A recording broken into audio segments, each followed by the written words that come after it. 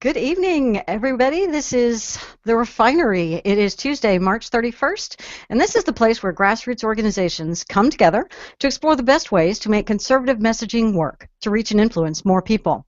We're live via Google Hangout and text chat every Tuesday at 8:45 Central on therefineryshow.com. You can also go there anytime to watch, listen, and subscribe to the show via YouTube or any podcast method you desire. I am Leslie Price with the Conservative Union, joined by Ryan Bickmore, also with the Conservative Union. Our friends at Free Radical Network, we've got J.D. Bryden and Felicia Cravens. And our other friends, I have so many friends, it's awesome. Our other friends, the Party of Choice, we've got Corey and Andy Pate. And I've heard Andy, I didn't hear Corey. Is she there today? Yes, no, maybe? No, she's actually in Dallas. See, they go to Texas to bring their sanity back for a little while, and then she can handle being in Colorado with you for a while, and then she has to come back to Texas to get some sanity. It fixes us right up. Yeah. It does. Yeah. So we've got a lot to talk about this evening, and we wanted to start on a really, really happy note, an election recently that most of you didn't hear about, but it was record-breaking, and this is the case in a millennial, and we hear bad things about millennials. Sorry, JD, but you know, young people always get insulted, and so the millennials get it these days. But a millennial politician has made history. Woman named Martina White. She won a special election in Philadelphia. Let's see, it's the first time a Republican won an open General Assembly seat in Philadelphia in 25 years. She became the 120th Republican in the House, part of the largest GOP majority in the state since 1958, and including a Senate that increased its majority in historic numbers in 2014. So this is a terrific win on the state level with the GOP and millennials. JD, tell us about it. It's awesome. I mean, you know, all we hear is that the GOP is the party of old white men, and that they're just the worst people ever. And clearly, you know, we don't know anything about winning in urban areas. We don't know anything about you know, going out to normal people, because we're all one percenters, and we all, you know, go around on our yachts and have fancy parties and look down on all the normal people, and just, you know, this is amazing. This is a young woman. She's 26. And she knocked on 3,000 doors. You know, she you know, did the real grassroots kind of you know, person on the street, knocking on doors, talking to people, getting their input, and won in Philadelphia. I mean, if you asked me, I don't know, before I heard about this, where was the least likely place for a Republican to win anything? Philadelphia is definitely in my top 5, you know, places. It's clearly not a place that we're supposed to win. We're not supposed to win in Philadelphia. Republicans are not supposed to win in Philadelphia, and yet, or with young people at all. Well, no, I mean, there are no young people in the Republican Party. Well, no, of course not. Why do you think this happened? I mean, weak opponent, flawed opponent, or the national scene and the Democrats' and immense struggles right now in the press visiting upon that? I mean, what factors do you think led to it? Well, I mean, in reading about it, it seems that it's just good wholesale campaigning that did it, and a combination. You know, one of the things that I thought was really great from what she was talking about was the fact that she was out there to not look down on voters. That's one of the big things, is that as a candidate, she wants to be a partner in finding solutions. A partner in finding solutions, as opposed to being the nanny, being the big government czar that has all of the solutions to every problem, and it's normally by raising your taxes and spending all of that money. She actually wanted to be a partner, talk to people, hear from them, and participate in government the way that it should be, a real person-to-person activity where she's a real person. She's not just some politician, some talking head. And that's another thing that's really amazing about this. The demographics, in the area that she ran, it was a 2-to-1 voter registration advantage for the Democrats. 2-to-1 Twice advantage as for the many Democrats. Democrats as Republicans in her district. And she won by 14 points. So, yeah, she didn't just get out all of the Republican vote. She No, won over a she whole bunch of appealed. She Democrats. appealed. She appealed to a broad audience, and I think that has a lot to do with the fact that people are tired of being under one party rule. I Well, and mean, it sounds to me like she sort of put a lie to the false dichotomy. We hear so much that Democrats are the party of big government, and government's going to take care of you, and government has to provide for you. And the story that they tell, the boogeyman that is the GOP, is that we're going to abandon you and let you die in the street. And it sounds to me like what she explained was the truth of the matter, but in a phrasing that we tend to not be accustomed to and tend to not be comfortable with, utilizing government as a partner to help you succeed. It's not going to stand. It's not that government stands by and lets you succeed or fail on your own. Government is not a neutral observer. Government wants you to succeed. So government is going to be your partner in achieving success. It's not going to be the one that succeeds for you. It's not your dad, it's not your mom, it's not your nanny. But it's going to but kind of positioning the GOP, how we see the role of government is as your partner for success. I like that mentality. I think if we can kind of get more comfortable with phrasing things that way, it might help to break the conventional wisdom. it's certainly it's beneficial, and to me, I think that it also sort of brings up the notion of you're not running, you're not trying to be a part of the government is not trying to suffocate your business. It's not trying to.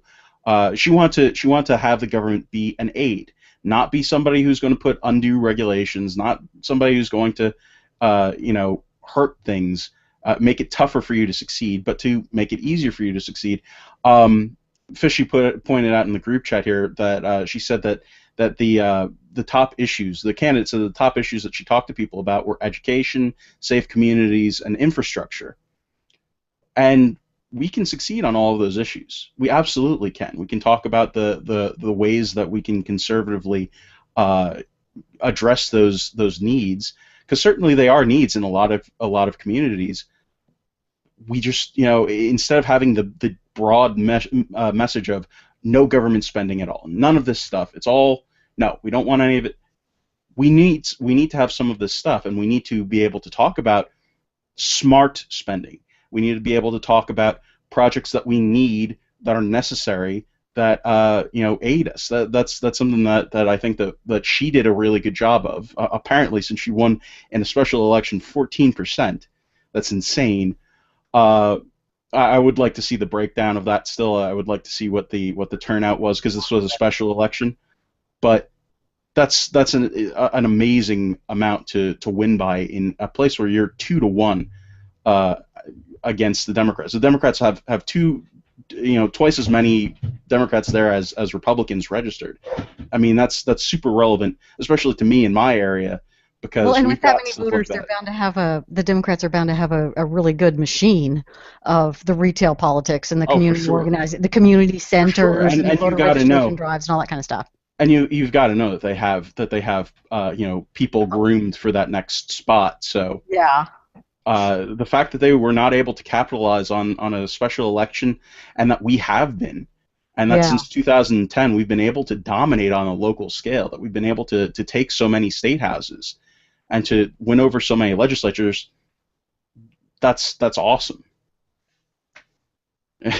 It's awesome, but it also leads to some problems, which I'm sure we'll talk about later in the show, with some stuff that happened in Indiana and Colorado. But yeah, I'm super thrilled with the victory that we had in Philadelphia, and Martina White is a hero. She's absolutely amazing, and we are apparently duplicating her strategy because we've been doing that since 2010. We just need to get better at it still, and really put the squeeze on the Democrats, because remember, if they don't succeed on a local level, where are they going to get their candidates for the next level from? If they're Right. not winning on the bottom rungs of government, they don't have a bench, and we already see what happens when they don't have a bench on a national level. Besides Hillary, who do they have? We've talked about that a lot. On a local level, I mean, I see myself in the Republican Party. What happens when you don't really have a bench for governor? You know, we don't really have too much going on there. We've got, you know, our Senate minority leader, or I should say, our Assembly minority leader. Other than that, there's not a whole lot of candidates. This is something that works. If you are able to win on a local level, it chokes off resources for the next level. Right, and it helps you to build it back up and start first rung of the ladder and keep going up. You're exactly right. And think about how when you start working those local races, you start building the machine that will carry up ballot candidates to victory. That's the cool thing, because you're building an infrastructure. If you do it right and you're sharing your information and you have a good, coordination in the parties, in the different levels, state, county, whatever, you start building a machine that can win in perpetuity if people are cooperative and working together. Absolutely. And developing from the ground up is not as exciting, and it's not as easy for a group like ours to talk about, because we're spread all over the country. And really the thing that's easy for us to talk about are the national issues, because we know we have that in common and because everybody else is talking about it. But talking about a local Philadelphia race and talking about another guy in Colorado that needs some help, these are things that the rest of us don't really know about, but Andy knows about, and the lessons to be learned from the lesson that we learned from what's her name, White, Monica White? I cannot believe I forgot it already. The woman in Philadelphia, the lesson we learned from her is that everybody can do it, and you starting from the ground, and it's face to face. And Martina. Martina. I knew it was an M and an A. Names, me, not good. But the GOP ideas and we can win elections when it's face to face, and we can get our ideas in front of people, and when we can market them effectively and help people understand that the GOP message is using the government as a partner to help you achieve your success, and that ties in the government and individualism rather than the whole collectivism and paternalism and nanny statism stuff. And so we can all learn the lesson from this race in Philadelphia that nobody else knew about. And now we can learn sort of a flip side lesson when politicians make mistakes, because they do, and how we address it with the guy in Colorado that Andy wrote an article about. And now we're going to want him to tell us about it. Andy? Yeah. The article, there were two different articles that I wrote, and they're kind of a contrast, but they're both on the topic of religion and the Republican Party. And the first one I called Doctrine, Hosea, and Gordon Klingenschmitt. Gordon Klingenschmitt is a state house member here in Colorado. I don't know how many of you know about the issue that happened, what happened to the young woman. It's horrifying. A young woman who was 7 months pregnant answered an ad which was supposedly selling baby clothes, and went to this lady's place, and this lady assaulted her, and this is horrifying, I gotta warn you. She cut the baby out of her with a knife. She left the mom to die in a back room, bleeding, and she took the baby, and she's incredibly ill. She was going to tell her husband it was her baby. She's just crazy. But anyway, the baby died. And so there's obviously dispute over whether or not it was murder or not. I think it was. But what happened is Gordon Klingenschmitt, he happens to be a well-known firebrand. I mean, we've got a well-known Republican activist here in Colorado who has already put together a Facebook page that has been there for a better part of a year, I guess, simply calling for his removal, saying this man should not represent us. So he's been in Colorado elected politics for a while now? Yeah, he's in a protected district, and Oh, okay. the but he is somebody who, in his religious, you see, he does a YouTube religious thing, Pray in Jesus' Name, I think it's called, and he will make comments, and he believes that anything he says there is not reflective of his role in the state house. But the problem is, it still reflects upon him. Okay, it's, there's no way around that. And he has actually made a number of statements that this guy is basically Todd Aiken on steroids. So anyway, when this happened with this woman, he comes out and he cites this, and he says, I'm quoting him here, "This is the curse of God upon America for our sin of not protecting innocent children in the womb. And part of that curse for our rebellion against God as a nation is that our pregnant women are ripped open." Well, obviously that's incredibly inflammatory. All the Republicans immediately distanced themselves and said he does not represent us. But nobody took him off a committee position. Nobody's asked for him to step down. Nobody's done anything. I think the guy should step down immediately. So it's the kind of reprimand and naysaying that goes on in Washington, where we act like and we say we disagree with you and we say that what you did was a bad thing, but there's no repercussions for it. There's no punishment. There's no need for you to even really stop doing it. All I want is the PR of saying that I disagree with what you're doing. Right, and and it's the age-old question: how quickly do we turn on our own and eat them? Because let's face it, the left scares us into turning on our own too quickly a lot of times. Right. Where we just slaughter our own, whereas the left will leave it go. In this case, though, I think you're on the other side of it, where if you leave it go, now he is just, all the left does is parade him out. Look what the Republicans gave you, and like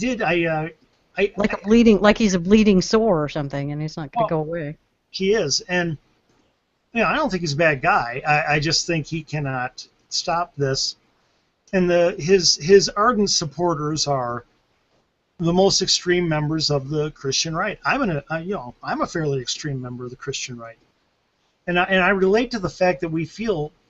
I'm going to tell you right out. A lot of us in the Christian right feel the party is casting us aside, like what's happening in Indiana, and we feel that the party simply is embarrassed of us, wants us to be silent for their political good. And some of that we understand. We understand. Look, we understand the country is not going to agree with us a lot of things, and we're not representing the party well if we just gush, our views all the time into politics. We understand that, but it gets to a point where we're basically being told to shut up all the time, and so there's a real balance there. One thing I did with Klingenschmitt is that I, just to kind of give people an idea of how bad it was, I put it next to a comment by Reverend Wright after 9/11. Here's Reverend Wright. "We nuked more than the thousands in New York and the Pentagon, and we never batted an eye." So once again, he's saying how, just like Klingenschmitt, he's saying it's because of what our country has done, right? Then he says, "Now we are indignant because the stuff we've done overseas has been brought into our own front yard. America's chickens are coming home to roost." And with that, Reverend Wright looked at all the death that occurred on 9/11 and blamed it on America, not applying his politics. And Klingenschmitt blamed what happened to this woman on America not applying his politics. Incredibly offensive. What's the difference? So anyway, basically, I did go into Hosea, because he was quoting from Hosea, and I won't go through that with you here. But basically, I went point by point to show how Klingenschmitt was not being faithful to the scriptures at all. In fact, Well, real quick, run through the story of Hosea, though, so What? people real quick run through the basic story of Hosea, though, because I do think that's relevant. Okay. Well, let's see. What I wrote here was Hosea's story was fascinating, as God actually commanded him to marry an adulterous woman. Why? basically to show what it was like for God, whose people had prostituted themselves to foreign deities and moral decadence. In other words, you're going to have a wife who's not faithful to you, so you will be able to actually, when you prophesy for me, you will actually feel what it's like for me to have my people turn to foreign gods and to bad lifestyles. And this is the passage where you get the famous passage, what you sow, you reap, and that kind of thing. Sow the wind, reap the whirlwind. And, I mentioned, that it's just kind of funny to have a guy yelling at Israel that this nation is doomed because you're all like my wife. But that's kind of what it was like. The thing is that here is where it's not a good analogy. Because what Klingenschmidt is saying is that, well, at one point there's a scripture that says the people of Samaria must bear their guilt because they have rebelled against their God. And here's where he brings it to what happened in Colorado. They will fall by the sword, their little ones will be dashed to the ground, their pregnant women ripped open. Okay. Well, there were three big problems with him trying to apply that to this situation. Number one, America is not a theocracy. Israel was, which means a God-run society. Everybody in the society must, obey and live for God. And so to have a theocracy turn away from God and to have a non-theocracy turn away from God are two completely different things. And to say this woman was punished because a non-theocracy that she lived in turned against God is not analogous at all. Secondly, Israel would fall to invading armies. What Hosea was describing is that invading armies would come in and slaughter them, which they would. If you watch Braveheart had nothing on what these warring nations would do back then. And they didn't just kill the men. They killed women, kids, and they tore them open and all that. So all God was saying there was plain fact. This is what's going to happen to you if you leave my protection. So once again, this is an individual luring into a home assault and attempted murder, whereas Hosea is talking about invading armies. Theocracy nation going bad, and warring armies coming in and punishing the nation. And finally, the proper application of Hosea for Christians today isn't national but personal, because obviously there is no theocracy. Hosea is supposed to be now an individual life is committed to God or not committed to God. And you're responsible with that. And this woman, she did nothing in her life to bring about what happened to her in Longmont, Colorado. So on every level, in every way, he was using bad doctrine, which happens. But let's say he was using good doctrine. Does that still mean it's okay to throw things out there and humiliate your party that, accommodates you and works with you? I think it's something we have to be careful of. In his case, it was horrendous doctrine. It was and here's what really gets me, guys. He's not stepping aside. He won't back down. And he doesn't, and here's my big one, guys, he doesn't care what it does to this party that by putting that R next to his name, he has pledged to be part of that team. Okay? And we're not casting him aside. Well, we're, I guess, trying to cast him aside, but he's not being driven out of town on a rail. No, and quite honestly, I don't hate the guy. It's nothing personal. But I think first of all, he's showing clearly he doesn't care about the team. His cause isn't the team. His cause is himself. Exactly. His greatest cause. Right. And secondly, personally, I find it to be a big embarrassment, for Christianity. But I don't think it's that big of an embarrassment because every group has its kooks and we have ours, and I understand. So I don't think there are many people who look at all Christians and say, "Hey, you're all like him." There are some. But they do that to the GOP. Yeah. And that does beg the question, because you have the social conservative element of the GOP, which is a portion but not the entire, Right. that is attempting to gain power and fight for values. And the way that many of them look at it is that it's okay to or rearrange the way that government is properly viewed in terms of protecting people from each other and protecting us from outside invasions, and begin to do those things that you talk about all the time, making their preferences our laws. Right. And that is the way that they're going to justify it, is that God's calling is higher than the government's. And I think we need an answer to that. Well, God's calling is higher than the government's for me. Okay? Absolutely. That's not what I'm saying. I'm not in any way saying that is not true. No, I was about to agree with you. That was my lead-in. For me, God's calling is higher than the government. However, I am representing God on a team called the GOP. Okay? And it does not represent God well to be part of a team and overrun the other members of the team.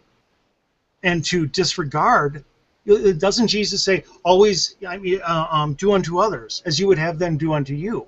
Am I doing unto others in the party if I'm doing something I would never want them to do, which would be overrunning me and misrepresenting and making the party look terrible? No, I'm not. I'm not doing unto others as I would have them do unto me. I'm disobeying the golden rule. Okay, I mean, look what this guy did. In a nutshell, he basically said, because America isn't doing what I want with abortion, and by the way, I'm with him. I'm pro-life too. But because America isn't going my way with abortion, our chickens have come home to roost, and that's why this woman went through this savage trauma, this attack. How do you think she feels hearing that? Well, she's being used to achieve his larger perspective, and it's sort of the poison of hyperbole and globalization of individual incidents. He took this one person-on-person horrific crime that was due to one person's mental illness, and he globalized it into some sort of national punishment for the cause of abortion to achieve his end of preaching to us about the way we need to be. And it's not helpful to really it doesn't help us understand the crime. It doesn't help us express compassion towards the victim of the crime, and it doesn't help him achieve broadening his message that would be anti-abortion and pro-conservative politics. It really doesn't achieve anything. Exactly. And choosing your symbols wisely is an important thing, and he went right off the rails there.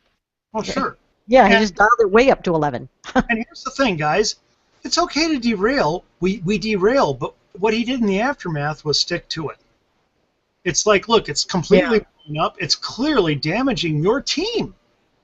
Okay? You can't. Here's the thing. Let me put it this way. Gordon Klingenschmidt could not be elected as a Christian right candidate. He could only be elected as a Republican candidate. That is the only way he would have a team large enough to elect him. All right? And like I said, I got nothing against the guy. I think I'd probably like him personally, okay? Seems like a nice guy who just put his foot in it, and I hear he does it a lot. I don't know. But you would not get elected if it weren't part of that team. To talk football again, you're not going to be able to make a single pass without your offensive line. So quit running away from them or ignoring them. You cannot be a lone wolf when you are on a team. That's all there is to it. And by the way, that goes both ways. You cannot be a social liberal or social moderate and be dissing and attacking social conservatives all the time. You can't be doing that either. You cannot be John McCain calling Ted Cruz a wacko bird because you disagree with him on shutdown strategy. That's got to be behind closed doors where you have those talks. You can have those disagreements by all means. Get heated. But you don't do it in the public eye. You don't shout at your team in the public eye. And what I believe is, unfortunately, because he put it out there and would not let it go, and here's how I'll end it on Gordon Klingenschmidt, I think we have to act swiftly. Because what happens if you delay? That means it just looks like you're only acting in response to the public outcry, which means you are basically telling everybody, I have no principles, and we're only acting because you made us do the right thing. So I think we should, yeah, I think, as Ryan says, tacit approval, perfectly put. I think we needed to act swiftly. We did not, and I think it's going to harm us. So it's rough because we go from that to what's happening in Indiana, and that, I mean, certainly that has been pretty swift, the turnaround on what's going on in Indiana. The Religious Freedom Act that their House was passed. I mean, and we talked about this before about how awesome it is that we have Republican majorities all over the country. We have a bunch of them. And then we have situations like this. There's a bill that got passed in Indiana, or it's on Mike Pence's desk or something. We're not quite sure the status just yet. I know that there's another bill with updated language that's in the pipeline to make it so that it's obvious what the bill does and doesn't do. But there was a huge uproar, shockingly, not shockingly at all, actually, about this religious freedom bill, and everybody, everybody. It wasn't just political people. It was everyone. Entertainment news. You could not turn on ESPN for more than for 5 seconds without seeing somebody comment about, oh, I mean, with this thing in Indiana, are we going to have Final Four there? Are we going to, everybody's wanting to boycott it because people are afraid that this religious freedom law is going to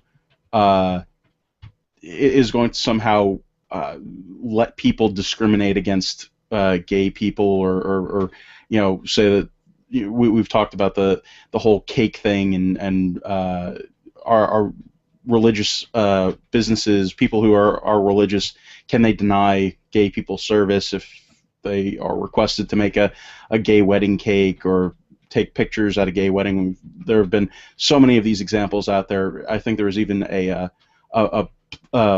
couple who had to sell their farm because a gay couple wanted to have a gay wedding there, but they didn't want to do it. Just all sorts of craziness. Well, and the whole thing about the RFRA is it constrains when the government is allowed. It defines and constrains when the government is allowed to force somebody to violate their conscience. And the government is allowed to force you to violate your conscience if the thing that you do, if there's substantial harm to another party, or if there are specific reasons. And in fact, when RFRA has been used in the past, it's always come down, and the court has always decided in favor of the gay couple forcing the baker to make him a cake. Every single time. The court has ruled, using the guidelines in RFRA, the courts have always come down on the side of the gay people being able to force a business owner to make them a product that they don't want to make. So the absolute uproar over it just doesn't make any sense to me at all. But there's a lot of it. And the thing that kind of got me, which was in my next article, was that all of these people on the left who were complaining and complaining and complaining. I don't personally, even though I'm a born-again right-wing evangelical Christian, I got no problem with gay people getting married. I would have no problem with baking a cake or, doing photography, although you wouldn't want me trying to do your photography. But, I would not have any problem with providing these services to gay people. It doesn't matter to me. But I don't like forcing others to. And it always comes back to this same thing I say. I support every choice that doesn't take away someone else's choice. And that's what I would say to both sides. Just don't have your choices, as much as possible, don't have your choices take away other people's choices. And when those choices are unavoidably in conflict, let's try to come up with the best resolution that treats everybody well. But all these guys on the left, and you're going to talk about him in a moment, the guy from Apple, the CEO of Apple, and all these people. But, Ellen DeGeneres and all these leftists and the NCAA, they all had one thing in common. Not one of them offered any idea or notion of protection that they would offer to people of faith. Anything. They all of them want people of faith to absolutely have to provide any service, anytime, in any way for anyone who disagree, no matter what violation of their conscience, no matter what, simply because they don't care about their religious conscience. And that's pretty harsh. So I see people on the right. I mean, me on the right. I want protections for LGBT people. I do. See, I want protections for everybody. People on the left only want protections for theirs. Well, and this is reminiscent to me. It recalls to me the court cases or battles or issues that have come up by pharmacists not wanting to dispense morning after pills, nurses not wanting to take part in abortions in hospitals. It's that same sort of thing, but now it's over a new issue. Well, and weren't there's several articles out there that outline, 10 different times that RFRA has been used in different states, because there are laws, laws and court cases, or laws and court decisions that make this in effect in 30 of our 50 states. So Indiana is not some crazy outlier. But the law has been used to protect Indian organizations that want to be able to use peyote in their ceremonies. Peyote is illegal, but they have used the religious defense to have an exception so that they can use peyote in their religious ceremonies. There have been individuals who have been able to violate the dress code of their school by keeping their hair long because their religion mandates that they keep hair long. We've had Sikhs that have been able to use those type of laws to protect them and allow them to have the knives that are part of their turbans. It's not a turban. I don't know the words. I'm sorry. But the RFRA doctrines and the permissions that you get for it have been used many, many times for multiple reasons to protect people from, it's to protect you and I from the law. And it's to protect you and I from the government forcing us to violate our conscience. And what about the Amish, who have been able to be conscientious objectors and not have to respond to the draft?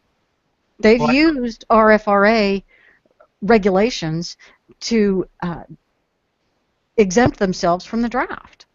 That's what this is. It isn't a law that says you don't have to serve gays. It isn't that in any way, shape, or form. The store, no store is going to be allowed to turn somebody away just because they're gay. They will be allowed to say, I don't sell this particular product. And if you are mother and father of gay person wanting to buy a cake for your son's gay wedding, if I don't make products for gay weddings, I'm not going to sell it to whoever you are, gay, straight, or either way. It's not your sexuality that matters to whether I sell you this product or not. You're asking for a product I don't sell. And one quick comment, I have joined several Indian tribes now. But you still don't have long hair. It's not going to help you grow the hair. No, but it's helped with my writing with the peyote. It's been incredibly helpful. Ryan, please save us before we go into tangents, drug-fueled tangents. You guys have covered this well from the angle it was intended from, kind of protecting Christians from going against their deeply held beliefs. And they have, Christians right now are one of the, if not the most persecuted group in the world. They're being slaughtered by the thousands overseas. They're trying to take away Christian rights all over in this country through a lot of different means. So I would go with a different angle. I would go at it from, when I'm talking to someone and messaging to people, I would go at it from an angle of a Muslim, for example, or an Amish person. Would you, if you went into a Muslim butcher shop or something, would it be okay for you to force them to sell you bacon or some sort of pig or something? It's against their religion to touch it, be anywhere near it. Is it fair for you to force them to sell that to you? I don't think anyone's going to say yes. That's a great analogy. Ryan, real quick, that's a great analogy. Keep going. I just wanted to say it. I mean, same thing with Amish people. We know they don't Sometimes Mormons get confused with Amish, and they think we don't use electricity, but that's actually the Amish. Um, You but use would it, electricity? yeah, Really? would What? it? They have electricity in Utah? I mean, that's the real question. They actually have electricity in Utah now. When Yeah, did this Mind happen? blown. pretty new. Hamsters on a wheel, hamsters on a wheel. Oh, they generate. Hey, that's nothing to be ashamed of, Ryan. I think that's very earth-friendly of your entire state. Yes. But would it be fair of me to go into an Amish place and force them to? I mean, I don't know what I could have them do that they would need electricity for, but it's not fair for me to make them violate their religion. And so, why is it fair to make a Christian violate their religion? In my Okay, understanding, and the argument against that is that a Muslim bakery or a Muslim delicatessen isn't going to have bacon, so you're asking them to provide you something that they don't have. And that's where your continual argument is, okay, I go into a kosher deli and ask them to make you a cheeseburger. Because if I'm correct, they can't mix meat and dairy, and so that's why you won't get that's a cheeseburger. shame.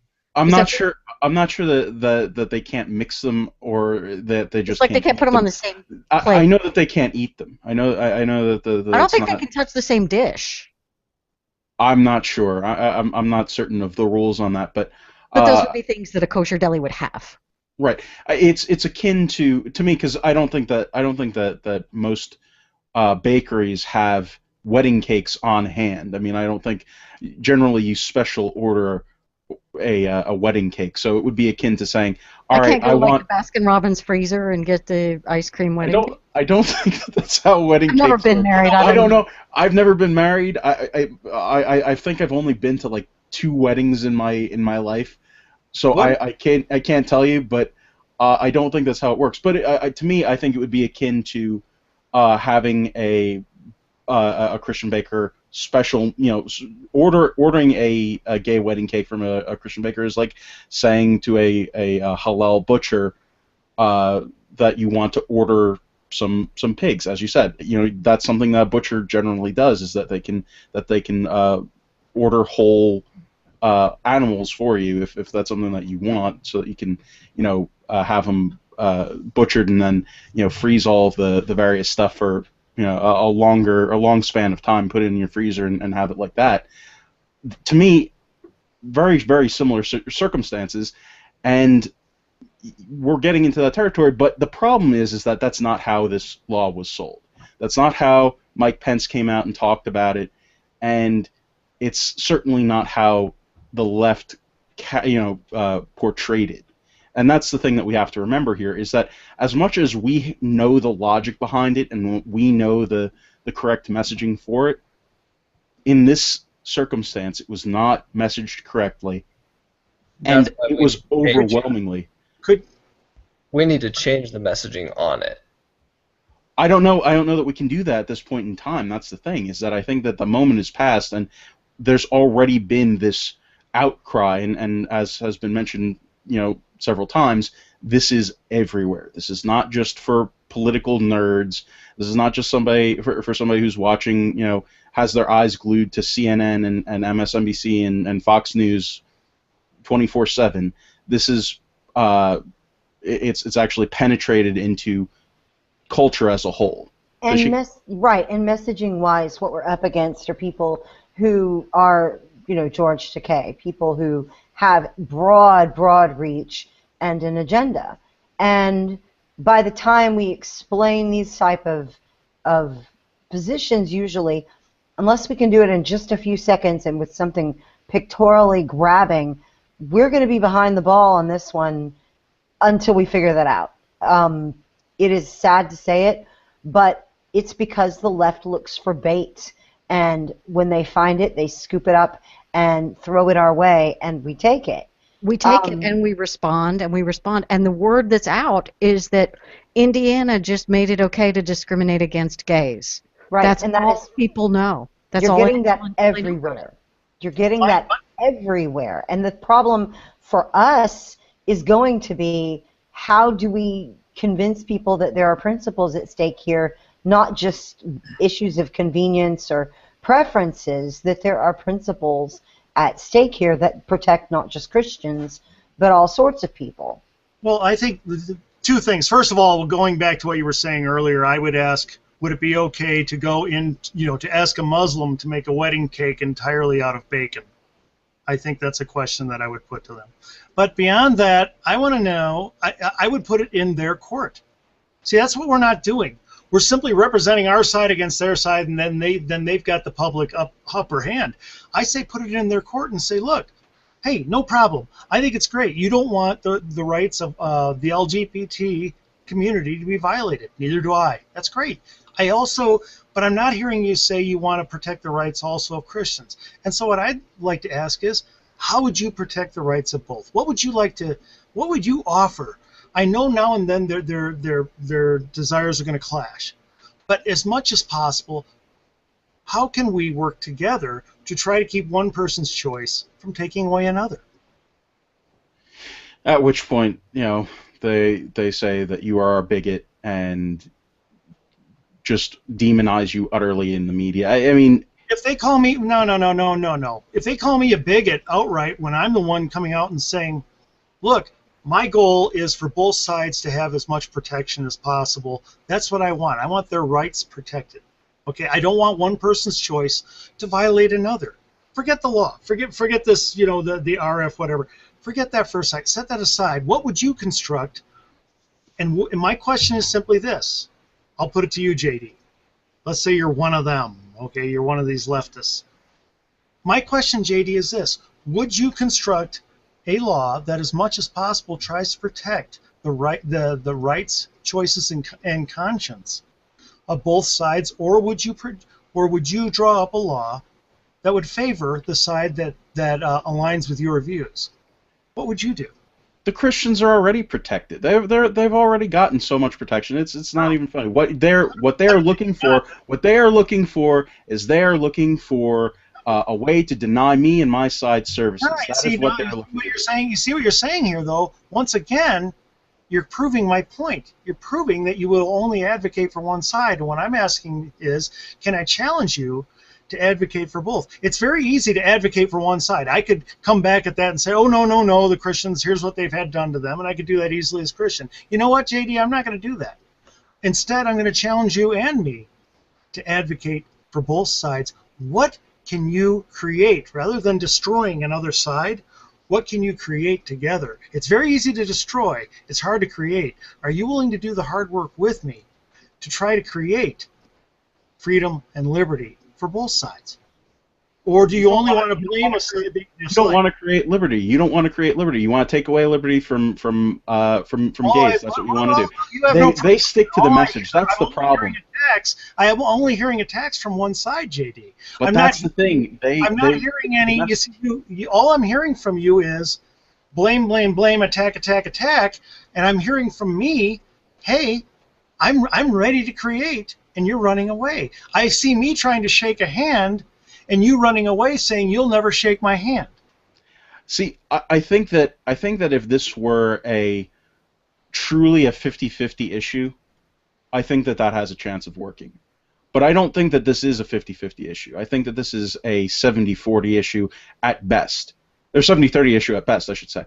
I think it's at this point, the way that it has evolved in the public opinion, in addition to the media opinion, has shifted pretty rapidly. So I think that there was a point maybe that we could have sold it like that we could have gone to really, in truth, the time to go to extend an arm to the gay community and to try and get that part done was before the legislation got passed. And I know that you're not a huge fan of this legislation. This is not something that you wanted to defend or that you wanted to have done, Andy. But to me, that's when that would have been the correct moment to say, all right, you know what? We want to protect the religious rights of everyone, not just Christians, not just whatever. Go through this whole thing.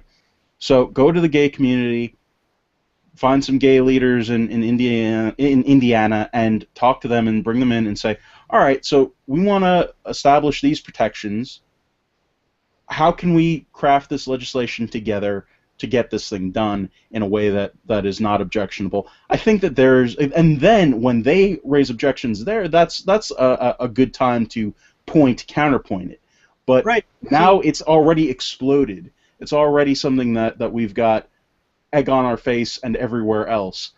Obviously, it would we have are been in the cleanup phase. Sorry, I apologize. No, go ahead. Obviously, it would have been better earlier, but that doesn't mean it's not good now. I always tell people because, like I'm going to be doing a seminar this Saturday on messaging and personal messaging, and people hear all these right ways of doing things, and they feel really guilty because they're like, oh my gosh, I've blown this here and here and here, and I blew this with my sister, and I drove my best friend away from conservatism. And I always tell them the same thing. Don't worry about it. The worse you have failed in the past, the more pronounced the difference will be when you do it right now. And so the worse we have failed in the past, the more when we come to people now with the correct message and say, I love what you're doing here. You're trying to keep somebody's rights from being overridden.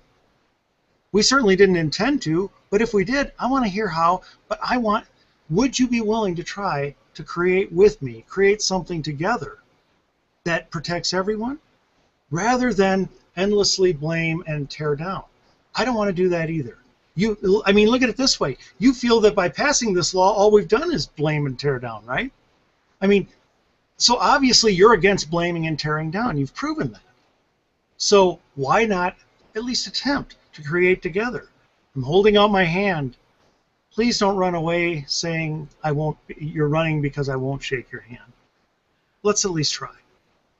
And I think that there's a difference between individual messaging and broad messaging.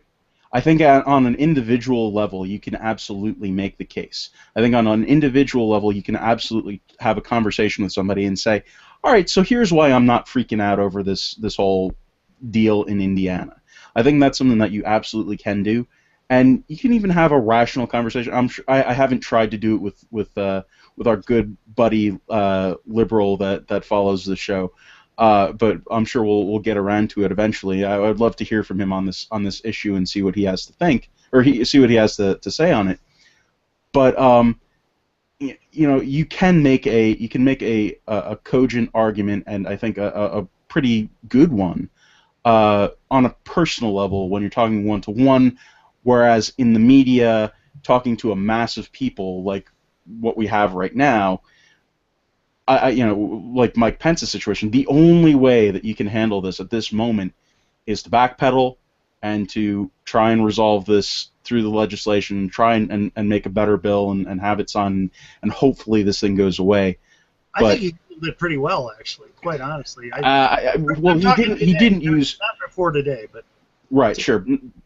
Prior to today, he did not handle it near as well as he could have or should have, and obviously he didn't use any of the talking points that we used here tonight. He didn't go there, and he certainly didn't respond to some of the craziness that has come out of the left in response to this, and that's another thing that we should talk about. There have been a lot of comments. We talked about it, ESPN and all of those, and George Takei. Tim Cook. And this is amazing to me. Tim Cook wants to boycott Indiana. Tim Cook, who is the CEO of Apple, and he thinks that Indiana is just an awful place, that they would enact this legislation, and at the same time as this, Apple is opening up stores in Saudi Arabia, Dubai, everywhere in the Middle East. They're doing this.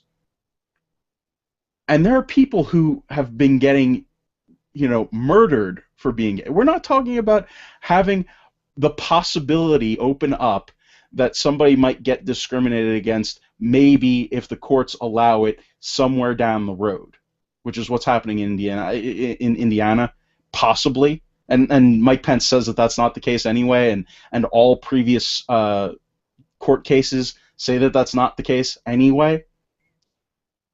Tim Cook is having this problem with Indiana and wants to boycott it when he is actively participating in business in places that literally kill people for being gay. They literally kill people for being gay, stone them, lashes, all sorts of stuff, and he has the gall to mention Indiana as some terrible, horrible place that needs to be boycotted. Dude, you have stuff being manufactured in China, which has huge civil rights violations.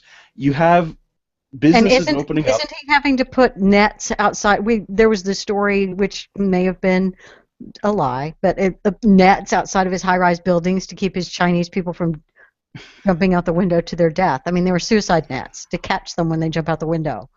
Um, I see. To me, I thought that was a part of their exercise program. Exercise program. Yeah, that Okay. was a fun way that they could leave the office at the end of the day because Go down to they're the only first floor. working 20 hours a day, whatever, so that they could have a nice, fun, relaxing, jump back to their. Actually, they do it after drinking Mountain Dew. Woo! Well, Oh God, we're making fun of people trying to commit suicide because their working conditions are so bad. But they're making Apple products, and Apple is cool, and Apple is hip, and Tim Cook is gay, and they're coming out with this watch, and Tim Cook really, he's cool, and he's on the right side, and hipsters should buy the Apple Watch because even though that Android Watch stuff was going to look really cool, and there's been some argument about how the Apple Watch is not going to be really popular. But now, see, Tim Cook has reminded all of us that Apple loves the gays, and Apple fights for gay rights and stuff. So As long as they're if not you're a in. card-carrying hipster, you dang well better buy that Apple Watch. As long as those gays are not in, the Middle East in anywhere Right, like that, or that's- places outside. They love gays in they probably can't America, afford Apple Watches, so who cares? right? No, they can afford Apple Watches. I'm sure they can afford Apple Watches. So Yeah. They don't have the PR of the American and British gays. And They what don't have, this they don't have all the shows on TLC.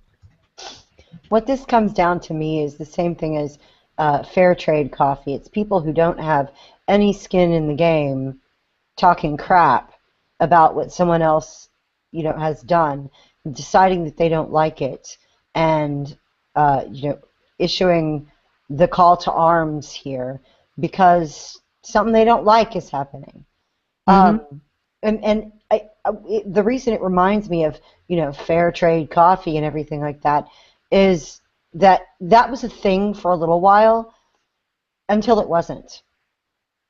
And there's no indignation in the West over gays being murdered in the Middle East or East or whatever.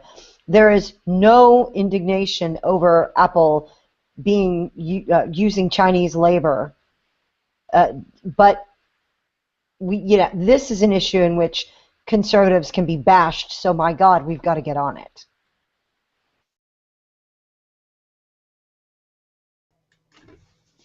yeah, pretty much. I'm sorry, I was looking for the story about the nets and the suicides. It's So out was there. I. It's Foxconn, and there's Foxconn in Taiwan, yeah. So it's disgusting and despicable, but and who's calling them out? That's the other thing, is that Mike Pence, another thing that I haven't seen him do. I've only really seen this on Fox News. Maybe I haven't been exposed to the full range of news in the past couple of days on this. But I see a lot of stuff on Mediaite from the left, quote, destroying, unquote, people who are proponents of this legislation. But I don't see very much from our side pointing out these hypocrisies. So it's annoying. I think that we should probably move on from the Indiana story for now. I'm sure we'll cover that more in the future, and it's one of those learning, teachable moments. That's what it is, teachable moment, hopefully, so that we know next time that hopefully we'll get some insight on this legislation beforehand. And all I can say is I'm so thankful that it happened in 2015 as opposed to next year. I'm so happy that this legislation happened now instead of 6 months from now. It just would not have been pretty. I would have been very upset because this would have been the narrative. It would have been the new war on women. But hopefully, people will forget about this, or it's not going to be a big deal. I don't think it's going to be. It's going to stay long in people's minds. But speaking of stuff not staying long in people's minds, from Tim Cook being hypocritical and just glib to this story. This is a really brief one, but a Brooklyn City Councilwoman, her name is Lori Cumbo. She wanted to know about blocks of Asians living in Fort Greene housing projects, and she eventually said she made this comment that there could be some benefit to housing people by culture. I think it needs to be discussed. This is in the New York Post. Isn't that segregation? This is Jim Crow, but this woman, Right, whites only, blacks only. Is that what she's really saying? this woman, Lori Cumbo, is black, and somehow so it's not racist then. she didn't realize this is a Democrat councilwoman. I'm sorry if I didn't mention that, but this is a black Democrat councilwoman who somehow neglected to realize that maybe it's a bad thing to say that the housing people by culture is not the best idea, or to bring that up as a thing even. She was commenting about this because she saw there were a bunch of Asian people living in a housing project, and it seemed to be a cultural thing, and it's so amazing that this story is not going anywhere. This story is I'm sure it's not getting any play anywhere at all. Well, no, it's gonna the media is gonna spike. It's going away. Yeah, this is not going to be an issue. But she's sorta saying, "Hey, let's take another look at those Jim Crow laws because there might be something to them. Those might be a good idea. This is insane, but nobody's going to talk about it because she's a liberal. Clearly, what she's advocating is disgusting and awful." Or saying that we should look at it. No, we shouldn't look at it. Stop.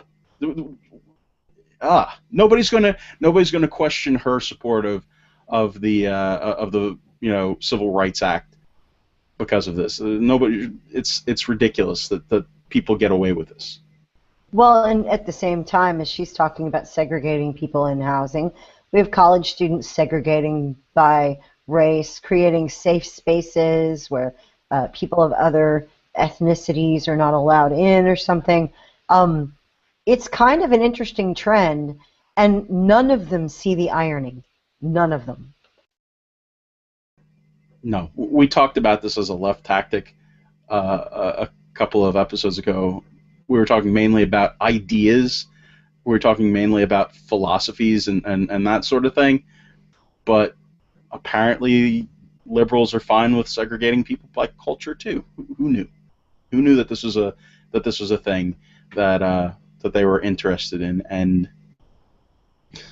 I don't know. I don't know if there's something that we can do about it. I don't know if there's a broader messaging strategy that is available to us to point this out. I don't think there's going to be a broad messaging strategy that's going to be very effective. I mean, first of all, racism is very inherent in the left because they see people in terms of group status, not individuals. That's more natural for the left to be racist. It's just the way it is, or to be bigoted in general. We suffer it too, but they have it constantly. Okay, they have it constantly, but I think the way that this would be valuable is this is one of those examples to simply lock away for a candidate to debate when it's brought up on the other side, because it's a very quick. It's what I would call a diffuser.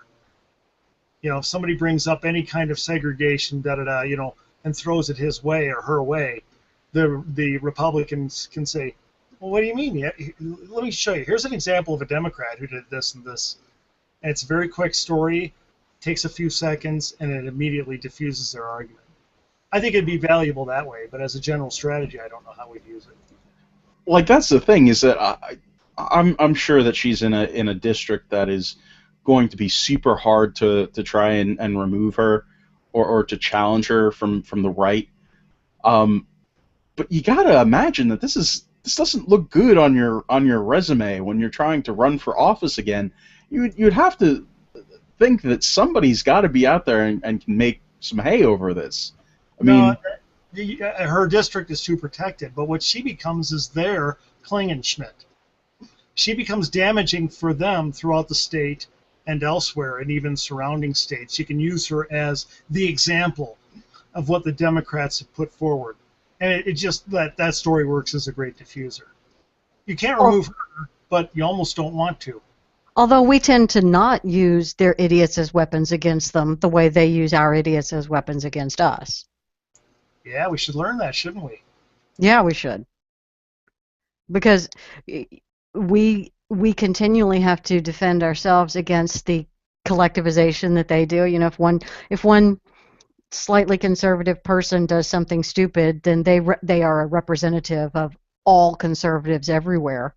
And we tend to look at their idiots as being just idiots. I mean, Harry Reid is an idiot, but he doesn't represent all Republicans as idiots. Ted Kennedy is a murderer, but that doesn't mean that all Democrats are murderers. That's the way we've been playing the game. Of course, we've been losing, so I don't know. I'm deeply uncomfortable with using that particular tactic. No.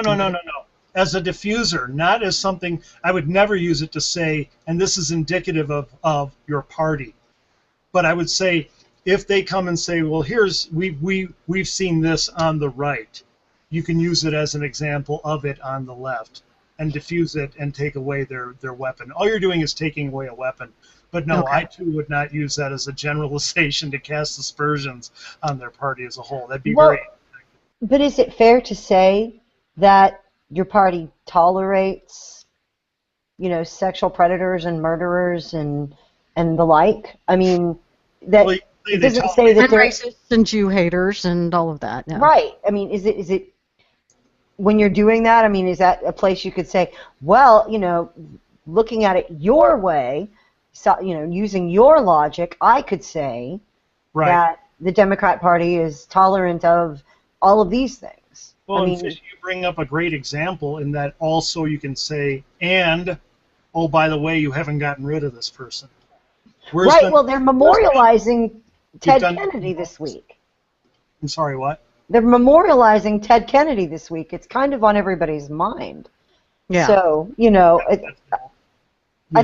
I thought that's the first thing I thought of when you were talking about that. Yeah, Did they name a bridge after him or something? What's? Oh, wow. That's bad. But anyway, she's our Klingenschmidt. Klingenschmidt is not representative of all Republicans, but A, he's an example of rudeness and bias that they can say you have your own, and B, he's somebody we are not removing, and they can hammer us for that. And we can do the same with this lady.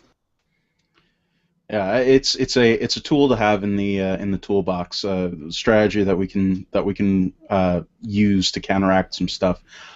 Well, and it made me think, in the weird way that my head works, it made me think of an interesting exchange that that Ed Schultz had with someone about Hillary. Apparently, there was one of her supporters.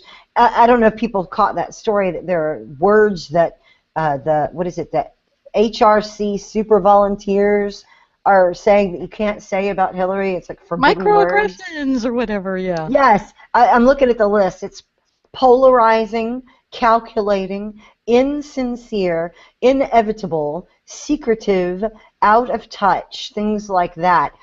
And when she was discussing... Cankles?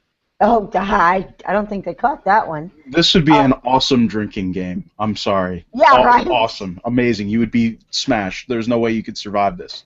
But apparently this woman, Kim Frederick, was talking about Lawrence O'Donnell mentioning that Hillary would be able to reach out to her husband for advice.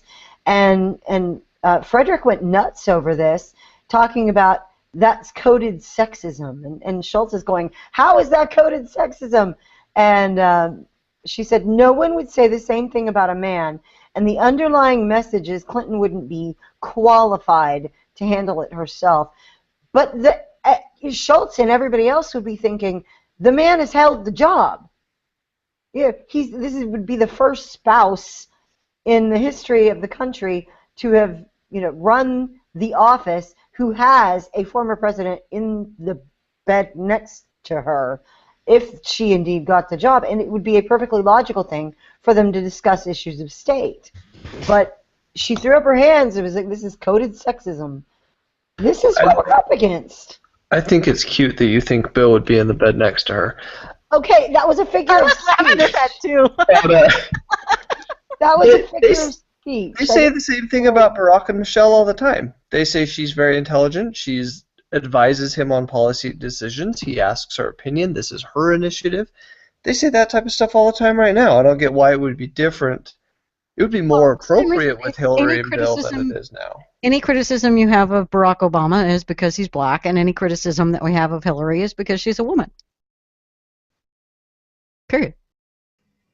And they're already laying the groundwork for that to try to intimidate us into. But they aren't.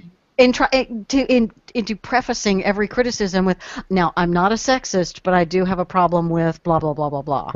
But it isn't even us that they're intimidating in this particular case. It's Ed Schultz. Well, setting Ed Schultz aside, which is something we'd all like to do. Well, I'm going to throw it out to you guys because you're talking about, well, you can't, if you're down on, if you disagree with Obama, you're anti-black. If you disagree with her, you're anti-woman, and so forth. Looking at 2016, how important do you think it is for us to not have a two-white man ticket again? I am not a quota voter. I don't like quota voting, but I also look at the market. I'm a capitalist. I look at the free market. I think it would be disastrous to put two white guys out there. What are your thoughts? I don't know. I think it's way too early for me to worry about it. Don't care yet. Oh, I care because people are declaring right now. As we saw with Zimmerman, no matter what race he actually is, they'll say that they're white. So it doesn't matter. You can put Ted Cruz out there; he's going to be a white guy. Well, I think race and gender of the candidate is going to be one data point, and among many data points that we all use to determine which is going to be the best person for the job. But yeah, sure, it's natural and a recognition of reality that race and gender of the candidate is a data point, but it's not super important to me right now. Well, but it was the entire determining factor of why we've had this president for 8 years. Well, yeah. It was. I don't know about the entire determining factor. Well, I do. It was. I really believe it was. All I have to say on this, Susana Martinez, VP. That's it. That's all I'm saying. But again, it's far too early for this to. People are starting to declare. One guy declared. That's it so far. Just saying. Yeah, I know, but I mean, Rand Paul is next week. Marco Rubio's the week after that. What's her name from California is about to declare. I'm just saying, look, I'm just throwing it out there because we're talking about how you cannot criticize her because she's a woman and so forth. I'm just thinking, strategy-wise, for who to support might be something to think about. Anyway. Well, my favorite part about it was more left-on-left action. Yes, absolutely, and it's great to have the left attack the left. That's not always the way that we can go about things, but I mean, it's nice. It's nice when we get those opportunities when the left actually does do that. Leslie, you were actually talking about some tactics earlier in the show prep thread that you thought that we should use to be proactive on social media. Yeah, I was trying to think. I was looking at the context of the Indiana thing and how it's very popular on Twitter and with in the realm of social media is sort of talked about everywhere. What I'm seeing is that a lot of people on our side are retweeting the people on the other side, and that's a very common tactic that we use is to retweet what the other team is saying and or what our opponents are saying, and we will share articles, leftist articles, and quote them as a rebuttal, and we end up retweeting and amplifying their message, because we all know that the currency of social media is the number of likes, shares, retweets, and comments. And it doesn't matter when it comes down to it. It doesn't matter if half of the retweets were from people criticizing you and half were from people supporting you. It's the fact that you got 400 retweets that makes your message more valuable to your movement and puts your words out there. So what we're doing a lot when we retweet the competition or when we retweet the enemy's messages, even if it's just to mock it, we are amplifying their message and we are replying to or rebutting their message, and we're arguing against it rather than putting forth our own messages. So we end up always replying and defending rather than promoting our own message. And we see that there's an awful lot of people out there who say, well, the GOP doesn't have a message. Well, you're right. We mock what they say. We mock what the left says. We joke about it. We criticize it. We reply to it. We argue against it. But every time we are repeating and amplifying their message and not promoting our own. And if you instead of retweeting somebody else's message and putting your own commentary in front of it, just put your commentary out there. And when you see an article from Daily Cause or whatever, and it says something that's mind-bogglingly stupid and you want to quote it, don't share the article from Daily Cause. Share an article from National Review or Hot Air, or just write a post on your own and quote it. But you can quote it and you can say where you got it and you can totally attribute it without linking it. And yeah, it's kind of underhanded and maybe it's kind of a jerky thing to do, but in the currency of the internet, backlinks and pingbacks and all of that kind of stuff is how your work becomes more valuable. So if you write some stupid clickbait article that the entire right thinks is so crazy out there that they will share it to all of their friends. Hey, look at this stupid thing. Hey, look at that stupid thing. What Google knows is that your article was mentioned in 400 other blogs. So now Google is going to give you a certain amount of credibility because these 400 other blogs, including some very popular conservative or some very popular and highly read blogs, have all quoted you repeatedly.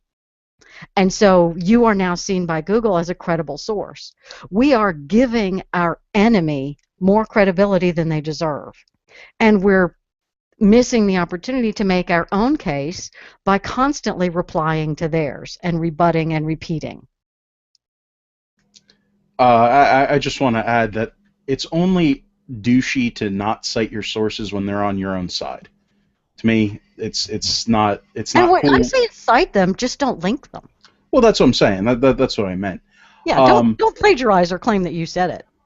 Certainly don't claim that you said it because it was most likely stupid. No, take a screenshot and post it. Post the screenshot. Ooh, screenshots. Yeah, those are good. I mean, it's always good to do that, just to illustrate just how ridiculous this is, and then say, sure, this is on Salon.com or whatever. This is a stupid tweet that this jerk made. Or as Fishy says in our chat, some leftist moron said. Yes, shorter leftist moron is a great way to put stuff on Twitter, and it gets the point across, and it certainly makes more sense than giving these guys credibility. I think that there's an impulse to retweet hate, because obviously that's a Breitbartian thing to do. But there's a difference between retweeting hate and retweeting articles. Like when somebody's calling you bad names, when somebody's saying anti-gay, making anti-gay slurs directed at you, and when they're saying these horrible, terrible, nasty things, that's when you retweet to show just how awful these people are, and collect them and show so that people can see that this is the kind of behavior that is coming from whomever is exhibiting it. I would still say screenshot it and blog about it rather than retweeting it, because how many times did Breitbart have to explain that he was not retweeting because he supported it or agreed with it? He was just retweeting it to show you. But it retweeted. But that's fine. To me, that's fine, because especially again, this goes under the whole header of you're not Kurt Schlichter, you're not Andrew Breitbart either. True. So that's something that people need to remember, is that in the case of Andrew Breitbart, and in the case of a lot of our conservative pundits and people who get this kind of hate, they are at a better place to manage it because they can explain it. They have the platform to explain it, and it's better explained by them in those places. So I think that you raise a really good point, and I think this is something that we should do more. And yeah, well, for me, a lot of it was just not spending so much time replying to their arguments, but spend more time making our own. Sure. And another thing that we should spend more time on, or at least what little remaining time that we have, and it would be great. Conspiracy theories? Is it time? I think it's time, but Fishy, I just want to make sure that this is known out there so that we can really put you to task on this, Leslie. But Fishy is requesting a blog post with this plan all written out. So there you go. Oh my God. She's want asking me to actually produce something? Oh my God. She's putting some pressure on. But no, let's get to the fun stuff. And since you suggested it, go for it, Leslie. Bring it up. Okay, now's the time on Sprockets when we dance. Now's the time on the Refinery when we conspiracy theorize. What the hell happened to Harry Reid? What really happened to Harry Reid? And my best bud Ace, my hero, my mentor, Ace of Spades, he explained why this really is such a question. We heard that he was exercising and an exercise band snapped, and it took his eye. The man is blind and bruised and beaten up. But do we know the brand of exercise band that failed? Has he gone public with some sort of safety awareness message to help the rest of America not fall victim of the same heinous injury that he's got? Does he care enough to help the rest of us avoid getting our eye shot out by an exercise band? Is he suing the exercise band company? Has the exercise band company gone public with an apology to Harry Reid or some instruction about how he used it improperly, putting himself at risk? We haven't seen any of that. And this is the dog that didn't bark. We haven't seen any of that. If this was a real story, if this is really how it had happened, that the man lost, that the former leader of the Senate lost his eye due to some piece of exercise equipment, and we don't even know what brand it is. We don't know the lawsuits. We don't know how to protect ourselves from this heinous, horrible. How many times do we see on the news, something in your home could kill you? Well, crap, something at Harry Reid's house tried to kill him, and we don't know what it is. I might have one. You might have one at your house, and Harry Reid isn't helping us to protect ourselves from the danger that befell him. And what I think this means is that it wasn't an exercise band that hurt Harry Reid. It was somebody else. Was it Nancy Pelosi? Was it Chuck Schumer? Was it the mafia? I think what we're missing, and I think this is pretty clear, this was obvious to me. When did we hear about this? We heard about this over New Year's. What is close to New Year's? Christmas. And what did he get for Christmas? A BB gun. A bag of coal? Oh, a BB gun! Oh my God, he shot his eye out. There you go, mystery solved. He shot his eye out with a BB gun. It was a Red Ryder. And because he's got that lifetime rating with the NRA, he's not going to go public with it. The NRA paid him off. Oh my God, the NRA paid him off to not say. Oh, Not gonna lie, I'm pretty proud of that one. that's a good one. Anybody else have any theories? Anybody else have any theories? Come on. I, I, I'm just in awe of that. BB gun. Yes, It makes that's sense. fantastic. It makes sense. He is Ralphie. Okay, somebody's going to have to meme that. Somebody's going to have to meme it that Harry Reid is Ralphie. Yeah, that's just fantastic. We'll see what we can do about that. I'm sure the graphics editor can be coaxed into doing this. Can we get James O'Keefe or somebody to do some? James doesn't really do investigative reporting. We need an investigative reporter to find the money connections between the NRA payoff to, and who paid off the doctors. Because Harry Reid's doctors have got to know the truth. How are we going to get the truth of this? I don't know. It's going to be tough. Well, with X-Files coming back, maybe they can find it. Ooh, there you have it. But come on, seriously, I can't believe nobody's asking. Everybody just, oh, yeah, well, Harry Reid, exercise banned. Isn't that sad? And here he is with his funny glasses. I'm not saying it was aliens, But I'm not saying. but I'm not saying it. It's just so weird that we have the 24-hour news media and there's been really no curiosity about it. Hey, I mean, you don't want to mess with the powerful BB gun lobby. 3 months. 3 months, and he's still got a shiner. Yeah. I mean, That's did he lose insane. vision in that eye? Is he going to get the vision back? I don't really care. Sorry, I'm pretending Well, like. on top of all this, there was a announcement just the other day that he's retiring. Hmm. Retiring, you say? That's interesting. So he gets this shiner, and then he announces his retirement. I'm thinking it's mafia. Really, guys, I'm thinking it's mafia. Yeah, I'm not buying the exercise bands unless I get to see pecs and biceps. And that's a horrifying thought. Why on earth would you say that? Where's That's the worst thing? That is that. I was. Where's sitting the here, Japanese animation of this? I was enjoying myself, visualizing the image of Harry Reid and the BB gun thing. And now Fishy's got him in a wife beater with the. And now we have this image that no one asked for, no one wanted, but you brought Harry Reid sweating with the oldies.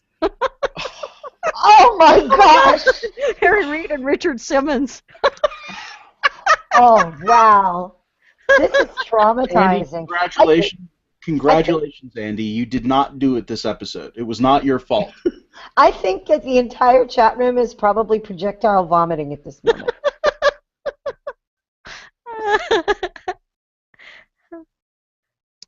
Yeah. So is this why we don't usually do conspiracy theories on the Refinery show? No, I don't think that this is the reason why. I think this is just, this is gross. We should probably end the show. Is this worse than people. the nudies? Bringing up the nudies, of course, because that's what we needed to hear. Nudes That's exactly. and Harry Reid working out together. Stop! Just end the show. My sincere apologies to everyone for that horrible image. I don't know what came over me, except that, God, I mean, you want to know, but there's only so much, I guess, that curiosity, so far that will take you before you get into, too much information land, I guess, which is also a sexist thing to say, apparently, according to, Lena Dunham? What? Yeah, recently it was like, Let's not talk about Lena Dunham. It's already bad enough. We're already in Speaking of some people who don't seriously look good disgusting naked, territory. let's talk about Lena Dunham. I'm giving up my shovel now. I'm gonna stop digging. It's my turn. I'm stopping. It's Oh, getting kind of hot. China's down here somewhere. I'm done. Okay, T is asking us to end on a better visual than that. Somebody, unicorns, puppies, kitties. We need to think of puppies and unicorns and rainbows. a GOP president in 2017. Yes. A GOP president in 2017 waving as the Obamas move out with the last of their stuff, and he's moving into the White House. He or she. As long as all the O's are still on the keyboards. Well, yes, absolutely. Okay, and now that I think we've driven all of our viewers to drink, there's going to be a lot of people with necessary hangovers tomorrow morning because they have to block out this visual out of their minds. Anyway, unicorn. Okay, Republican president moving into the White House in January of 2017 on his unicorn, and I'm saying his or her on the unicorn with the puppies and the kittens running behind, waving to the Obamas as they drive away to the tune of the Beverly Hillbillies. And now we have happy visuals and happy songs and something like that. And with that, I think we're more than finished for today, right? Everybody nod your head? I think so. Yeah. So I wanted to end the episode on a happy note and thought that the conspiracy theory would be a fun thing. That train just crashed all over the place. We're going to have to come up with another closing segment for next week. Anyway, that will finish our episode for today. Thank you guys so much for listening and participating in the chat room. And check us out on the podcast that we'll have up within a day or two, depending on how I feel. And it'll definitely be up Thursday night on vigilantlibерtyradio.us. And you can definitely check out the full episode on YouTube, as well as there will be clips every day from JD and Felicia, who put all those together for us. So we will see you guys next week, next Tuesday at 8:45 Central. And in the meantime, have a great week. Have a happy conservative week. Thank you, everybody.